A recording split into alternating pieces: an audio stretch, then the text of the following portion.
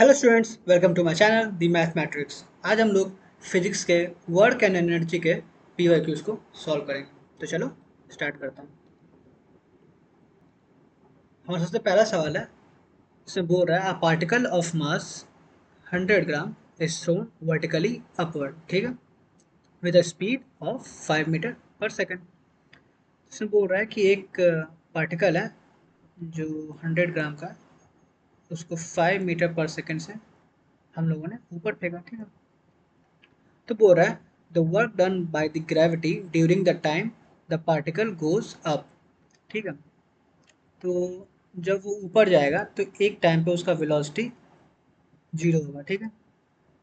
इस टाइम पे मान लेते हैं वेलोसिटी जीरो हो गया, उसके बाद तो वो नीचे आएगा। तो वो कैलकुलेट नहीं करना है हमें, बस इस पॉइंट तक कैलकुलेट करना है जब उसका वेलोसिटी जीरो हो गया। अगर आप एक चीज़ और देखो तो डिस्प्लेसमेंट ऊपर होगा, ठीक है, और ग्रेविटी तो नीचे की तरफ लगेगा। तो क्योंकि फोर्स और डिस्प्लेसमेंट, ठीक है, अपोजिट डायरेक्शन में है, तो वर्क डन जो होगा वो तो नेगेटिव होगा, ठीक है ना। तो हमें ये तो पता चल गया कि सी और डी आंसर हमारा नहीं होगा, क्योंकि वो वर्क डन पॉजिटिव है, ठीक।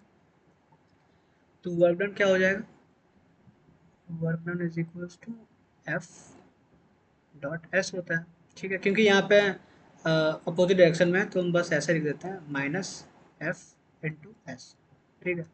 एफ तुम्हारा हो जाएगा वेट, वेट क्या है, एम इंटू जी। एम तुम्हारा है 100 ग्राम यानी कि 0.1 इंटू जी। जी 10 ले लेते हैं क्योंकि दिया हुआ नहीं है। तो अब एस निकालना है। अब एस आप कैसे निकालोगे, इसका वेलोसिटी दिया हुआ है 5 मीटर पर सेकंड से ऊपर फेंक, और ऊपर जाके वेलोसिटी इसका जीरो हो गया। तो हम लिखते हैं v is equals to u plus a t. Actually a तुम्हारा यहाँ पे -10 है क्योंकि ग्रेविटी नीचे लग रहा है, वेलोसिटी जीरो, और ये पॉजिटिव में 5 मीटर परसेंट क्योंकि ऊपर जा रहा है, ठीक है, -10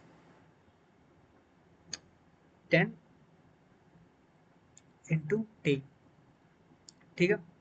अब क्योंकि टाइम नहीं दिया हुआ हमें तो हम ये थर्ड वाला लगा देते हैं, V square minus U square is equal to 2s, ठीक है। तो फाइनल वेलोसिटी तुम्हारा जीरो, इनिशियल 5 का स्क्वायर 25, और 2 ए तुम्हारा हो गया -10।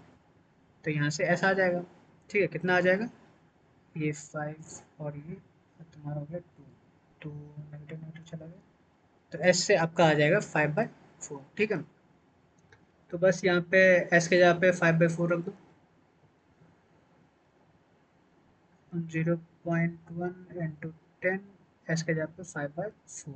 तो ये तो तुम्हारा 1 ही हो जाएगा, तो -5/4 आ गया, ठीक है। तो आपका आंसर बी सही हो जाएगा, ठीक है। तो इसमें तो यही था कि बस ये देखना था आपको कि जो वेट लग रहा है नीचे, और ये एस निकालना ऊपर, जितना भी ऊपर गया होगा। ऑफ कोर्स क्योंकि हमें टी दिया हुआ नहीं है तो हम फर्स्ट वाला इक्वेशन नहीं यूज़ कर सकते, मोशन वाला, थर्ड वाले से आएगा, ठीक है।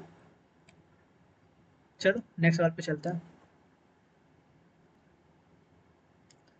इसमें बोल रहा है a block of mass M, ठीक है, moving on the frictionless horizontal surface collides with the spring constant, ठीक है। स्प्रिंग यहाँ पे होगा स्प्रिंग विथ स्प्रिंग कांस्टेंट, ठीक है, के, and compresses it by length L, ठीक है।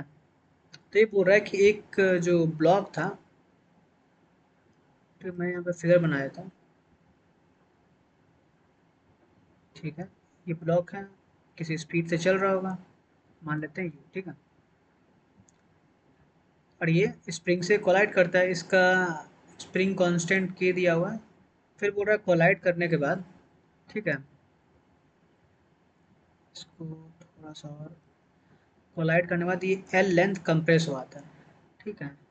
तो ये यहाँ से कंप्रेस होके मान लो कि स्प्रिंग ये हो गया, और यहाँ पे ब्लॉक आ गया होगा, ठीक है। ये जो एल है, ये वाला डिस्टेंस एल है, ठीक है। तो ये बोल रहा है find the maximum momentum of the block after collision, ठीक है। तो अगर आप देखो, जब ये कॉलिजन स्टार्ट हुआ होगा, यानी कि जब ये बॉक्स या ये ब्लॉक इस स्प्रिंग के कांटेक्ट में आया होगा, उसके बाद से ही इसका वेलोसिटी कम होना स्टार्ट हो गया होगा, ठीक है ना। क्योंकि इसको स्प्रिंग ऑफ कोर्स इसके मूवमेंट को स्टॉप करने का कोशिश करेगा, ठीक है ना, क्योंकि फोर्स इस डायरेक्शन में लगेगा और वेलोसिटी इस डायरेक्शन में, अपोजिट डायरेक्शन में। तो इसका जो मैक्सिमम मोमेंटम होगा वो उस पॉइंट पे होगा जब इसने पहला बार इस स्प्रिंग को इस स्प्रिंग के कांटेक्ट में आया होगा, ठीक है ना। तो मैं बस ये यू निकालना है और एम इंटू यू ही, सॉरी ये कैपिटल एम है, एक कैपिटल एम इंटू यू हो जाएगा तुम्हारा मैक्सिमम मोमेंटम, ठीक है। बट अब आप ये यू कैसे निकालोगे? तो ये इन दोनों स्प्रिंग को, इस ब्लॉक को आप एक ही सिस्टम ले लो और एनर्जी कंजर्व कर दो, क्योंकि बाहर से कोई फोर्स नहीं लग रहा है, ठीक है ना, ये फ्रिक्शन लेस था, ठीक है, यहाँ पे लिखा फ्रिक्शन लेस हॉरिजॉन्टल सरफेस, ठीक है। तो चलो फुल जो काइनेटिक एनर्जी और पोटेंशियल एनर्जी इनिशियल पॉइंट पे होगा, वही काइनेटिक एनर्जी और पोटेंशियल एनर्जी फाइनल पॉइंट पे होगा। तो इनिशियल पॉइंट पे हमारा, क्योंकि यहाँ पे कंप्रेशन नहीं है इनिशियल पॉइंट पे, तो टोटल एनर्जी बस इस ब्लॉक का होगा जो होगा हाफ एम यू स्क्वायर, ठीक, पोटेंशियल एनर्जी जीरो। उसी तरह इस पॉइंट पे जब मैक्सिमम कंप्रेशन हुआ है तो इसका वेलोसिटी जीरो होगा, तो यहाँ पे मैं डायरेक्ट ले लेता हूँ जीरो।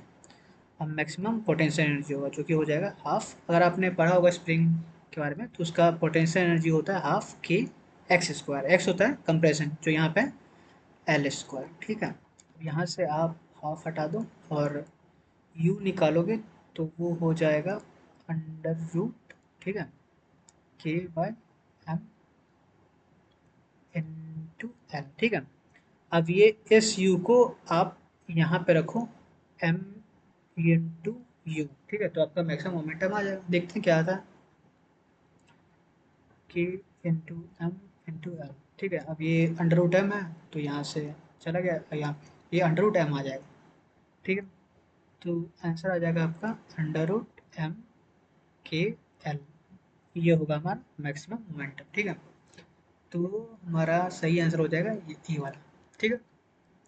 तो बस ये ध्यान रखना कि जो मैक्सिमम मोमेंटम बोल रहा है वो उस पॉइंट पे होगा जब इसने कॉलिजन स्टार्ट किया होगा, क्योंकि उसके बाद से तो इसका वेलोसिटी कम ही हो रहा होगा, ठीक है ना।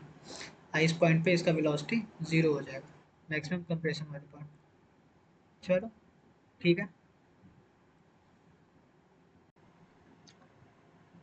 हाँ ये रहा हमारा नेक्स्ट सवाल, जिसमें बोल रहा है a particle moves in a straight line, ठीक है, with retardation proportional to its displacement. तो इस स्टेटमेंट से आप ये लिख सकते हो ना कि जो उसका रिटार्डेशन है, ठीक है, तो वो मान लेते हैं वो ए होगा, वो क्या है, प्रोपोर्शनल टू इट्स डिस्प्लेसमेंट। तो अगर एक्सेलरेशन बोलता प्रोपोर्शनल टू द डिस्प्लेसमेंट तो हम ऐसा लिखते हैं a is directly proportional to x, ठीक है, एक्स जो डिस्प्लेसमेंट है, ए हमारा एक्सेलरेशन है।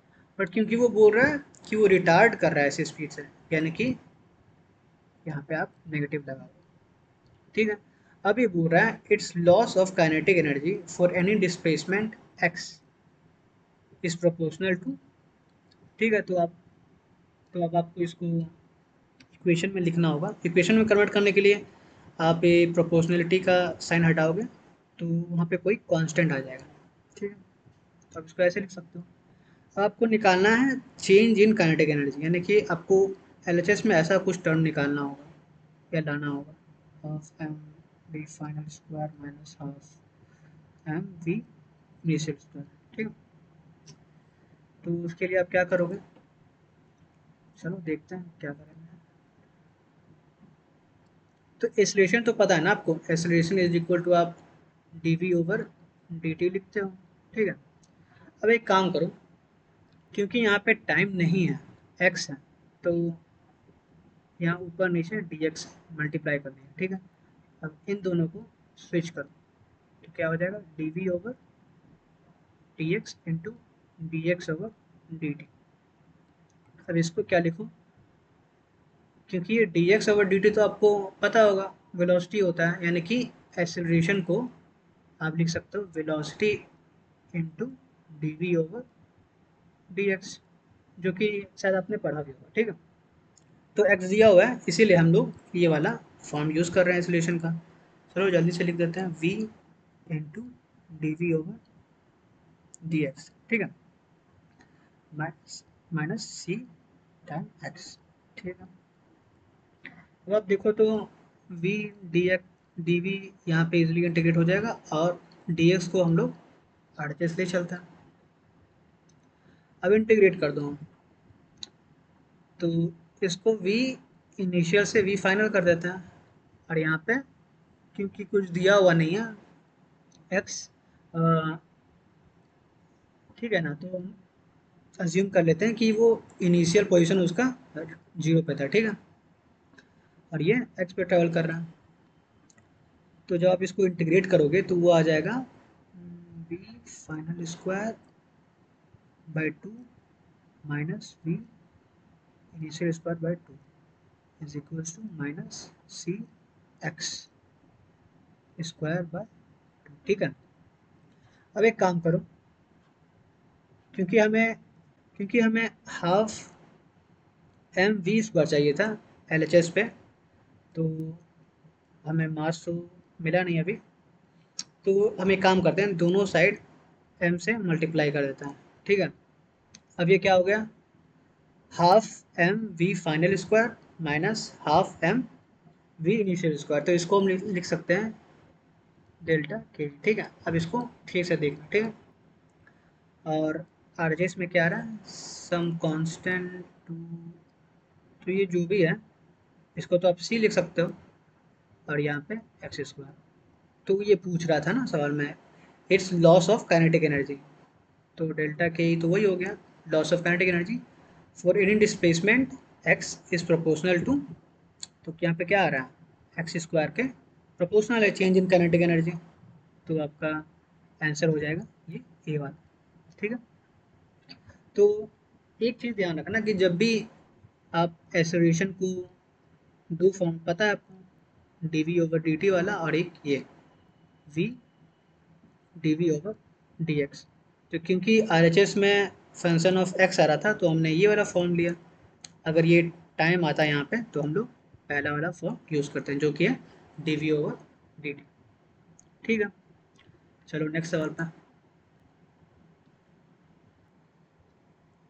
तो इस सवाल में बोल रहा है a body of mass M, ठीक है, एक्सेलरेट्स यूनिफॉर्मली फ्रॉम रेस्ट, ठीक है। तो इसमें दे दिया है कि वो time t is equal to zero पे रेस्ट पे है, ठीक है।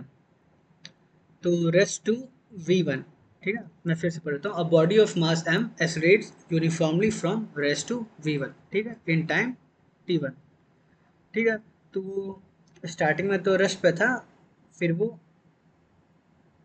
यहाँ पे वी वन उसका वेलोसिटी हो गया at time is equal to t one, ठीक है। अब हो रहा है the instantaneous power delivered to the body as a function of time is, ठीक है। तो पावर को हम लोग क्या लिख सकते हैं, एक मिनट क्या देखना है यहाँ पे, पावर को हम लिख सकते हैं एफ इंटू वी, आपको पता ही होगा, ठीक है। और फोर्स को हम लोग लिख सकते हैं एम इंटू ए, ठीक है, इंटू वी। अब क्योंकि ये एक्सेलरेट कर रहा है, तो अब वी को क्या लिख सकते हो, ये यूनिफॉर्मली एक्सेलरेट कर रहा है, तो आप तो ये इक्वेशन यूज़ कर सकते हो ना, न्यूटन के मोशन वाली इक्वेशन को। तो v को आप सिंपली लिख दो, v is equals to u plus a into t, क्योंकि u आपका दिया हुआ है कि since it's start from rest, तो u आपका जीरो हो जाएगा, ठीक है ना, क्योंकि वो रेस्ट पे था स्टार्टिंग में, हमने सवाल में देख रखा। तो v आपका हो जाएगा a इंटू टी, तो ये v के जगह पे आप a इंटू टी लिख दो सबसे पहले तो m into a into v के जगह ए इंटू टी आ, ठीक है। तो ये यही बोल रहा है ना, the instantaneous power delivered to the body as a function of time, तो टाइम तो हमारा आ गया, ठीक है। अब क्योंकि सवाल में ए आपको दिया हुआ नहीं है, तो आप यहाँ पे ए नहीं छोड़ सकते हो, ठीक है, तो आपको ए निकालना होगा। ए कैसे निकालोगे, तो जो यहाँ पे इंफॉर्मेशन दिया हुआ है कि वो स्टार्ट किया जैसे और वी वन चला गया एट टाइम टी वन पे, तो यहाँ से एक्सलेशन निकाल लो, वही सेम ही फॉर्मूला से, ठीक है, इस वाले फॉर्मूला से, जो कि है v, यहाँ पे v क्या हो जाएगा, v1, स्टार्ट कर रहा है डैश से तो u हो जाएगा 0, तो v is equal to u plus a, ये हमको चाहिए और टाइम दिया हुआ था t1, ठीक है, तो एक्सेलरेशन क्या आ गया, v1 बाय t1, ठीक है, तो यहीं पे लिख दो एम ए स्क्वायर जो टी है, तो यहाँ पे ए के जगह पे v1 square by t1 square हो जाएगा, ठीक है, और आपका टाइम, तो ये एनी टाइम t, इसका पावर जो डिलीवर्ड है to the body is this m into v one square upon t one square into t, ठीक है, तो कौन सा आंसर हो जाएगा, आपका ऑप्शन डी सही हो जाएगा, ठीक है। तो इसमें भी कुछ नहीं, बस यहाँ से एक्सेलरेशन निकालना था आपको और पावर को इस फॉर्म में लिखना था, m into a into v, ठीक है, क्योंकि फंक्शन ऑफ टाइम पे चाहिए था तो हमने v को लिख दिया, v is equal to a t, u zero था, तो चलो ये भी सवाल उतना डिफिकल्ट नहीं था। तो आई होप कि आपको चारों के सॉल्यूशन समझ में आए होंगे। अगर आपको ऐसा लगता है कि कोई टॉपिक है जिसका पी वाई क्यू मुझे सॉल्व करना चाहिए तो आप कमेंट लिख सकते हो। तो अगर आपको ये वीडियो अच्छा लगा हो तो आप लाइक करो, चैनल पे नए हो तो सब्सक्राइब करो। Thanks for watching this video, will meet in the next class.